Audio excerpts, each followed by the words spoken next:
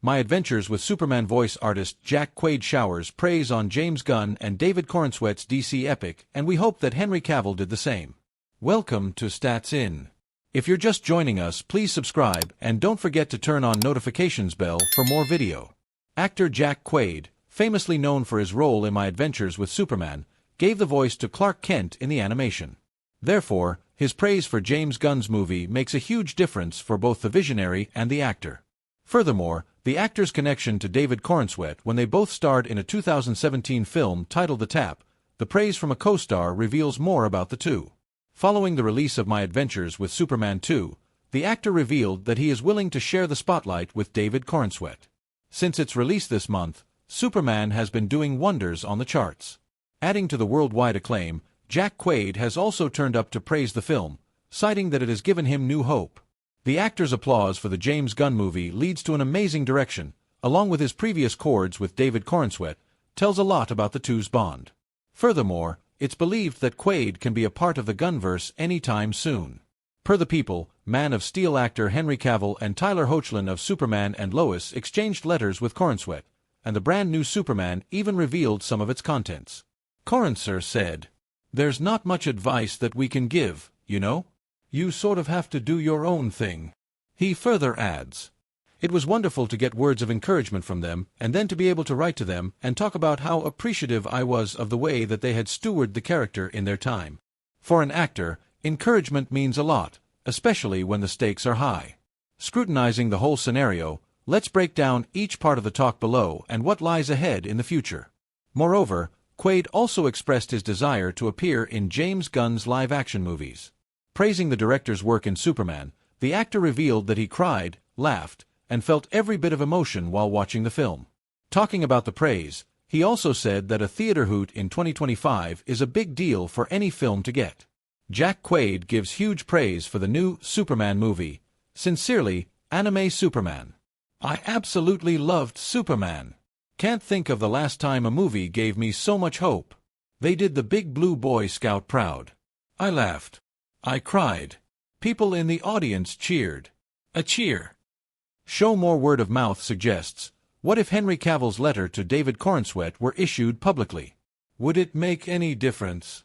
I believe so, yes. The thing would have done wonders in bridging the gap between the two fandoms. Additionally, talking about Jack Quaid's bond with James Gunn, where he stars in the comics, the actor did audition for Superman, but couldn't pass through. But, with the alteration in dynamics, it can be that the director ropes him in as a superhero in the upcoming releases. In my belief, if the words of encouragement to Corenswet from Cavill were issued publicly, it would have ended the clash, citing that there's harmony in work besides who's directing and who's filming. Last but not least, in my opinion, the Man of Steel actor's wise words for the film and the cast proved to be short in comparison with the film's hype. James Gunn's direction gave DC a fresh perspective and will continue to do so, reviving the studio for the good. What are your thoughts on the everlasting clash between the fandoms? Do let us know in the comments below. Ever since the idea of James Gunn being roped in as a DC head and him working on the reboot came to the forefront, there have been clashes, better to say, fandom wars. Of course, both Zack Snyder and James Gunn differ with their Superman philosophies, but the wars went on another level. The movie became a hit and a point of talk. Who's better, Gunn or Snyder? Man of Steel's Henry Cavill Superman has his fair share of flops more than box office hits. Welcome to Stats In. If you're just joining us, please subscribe and don't forget to turn on notifications bell for more video. Then there's the James Bond speculation. For years, Cavill was rumored as a potential successor to Daniel Craig, but so far, the rumors have remained just, well, rumors. And while Cavill's performances continue to showcase his acting prowess, many of his projects couldn't capitalize on the actor's power. His role in Netflix's Enola Holmes brought a unique arc to his career, but it's clear that the star hasn't quite landed the role that would solidify him as a leading box office actor. While his journey seems more of a roller coaster than a steady flight upward, Cavill needs to find his next truly iconic role that will show he's got more to offer than just strength and a hard-to-miss jawline. When we hear the name Henry Cavill, we often picture that iconic red cape, the S on his chest, and the powerful figure of Superman soaring through the skies. While Cavill might look every bit the superhero with his chiseled abs, his recent box office journey has been more Clark Kent trying to find his glasses than Superman saving the day. Lately, Cavill's career has seen some surprising highs and lows. Sure, he's still one of Hollywood's most recognizable faces, but his projects haven't found the same level of success at the box office. Take his recent departure from The Witcher, the popular Netflix series where we saw him trade capes for swords. While he earned massive popularity for his fabulous performance as Geralt of Rivia, his decision to leave the series sparked debates on social media, leaving fans questioning his next moves. And while many believed his Superman would fly again in the new DC Extended Universe, news of recast had fans facing the reality that Cavill might not return as the Man of Steel. Honestly, it's not exactly the career trajectory one might have predicted for such a high-profile star. Cavill continued to take on roles in British television, including the Inspector Lynley mysteries and Midsummer Murders. He also ventured into adaptations with Goodbye, Mr. Chips. The star's trajectory continued with several other mixes of projects that feel like a nostalgic time capsule of early 2000 cinema.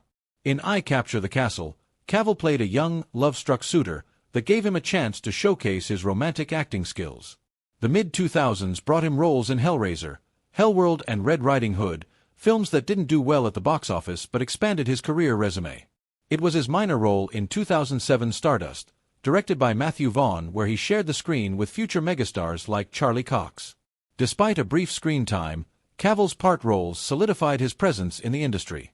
Before Henry Cavill became the face of Superman, he was just an actor building his filmography with smaller and often overlooked roles. Cavill's journey began with the little-known film Laguna in 2001, followed by a supporting role in The Count of Monte Cristo, a film that saw him starring alongside some of the season's stars. This was his first time gaining some Hollywood exposure. Even after success with The Tudors, Cavill continued to take on small roles in other films like Blood Creek, Whatever Works, Immortals, and The Cold Light of Day. With Immortals, Cavill embraced the role of a mythological hero, and in The Cold Light of Day, he starred alongside Bruce Willis. While each of his roles was small, Cavill continued to try it all before he finally soared the iconic Superman role in Man of Steel.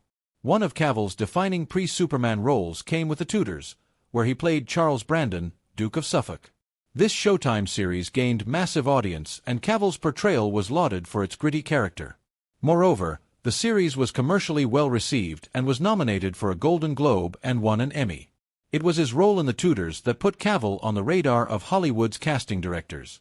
The star even credited the show for bolstering his career in a YouTube interview, stating, "It's done the most for me to date. I've done more work here than I've done in England. Now that there's an audience somewhere in America that's aware of who I am, I have more sellability because of The Tudors."